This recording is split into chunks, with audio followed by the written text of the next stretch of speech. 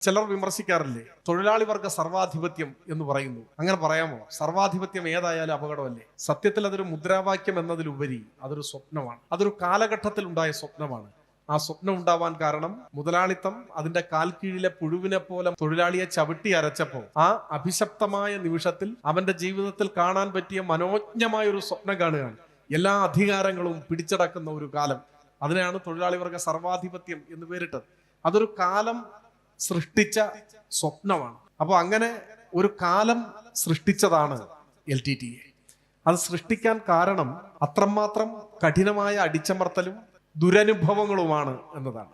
അതിന്റെ അർത്ഥം തൊഴിലാളി വർഗ സർവാധിപത്യം എന്ന വാക്കിന് ഇന്നത്തെ കാലത്തെ അർത്ഥം സമത്വം എന്ന് തന്നെയാണ്. അന്ന് ഉദ്ദേശിച്ചിട്ടുണ്ടാവുക അത് തന്നെയാണ്. പക്ഷെ അത്ര രൂക്ഷമായ അടിച്ചമർത്തലിന്റെ ഒരു ഘട്ടത്തിൽ സ്വപ്നങ്ങൾക്കും തീവ്രത കൂടും, മുദ്രാവാക്യങ്ങൾക്ക് കരുത്തു കൂടും.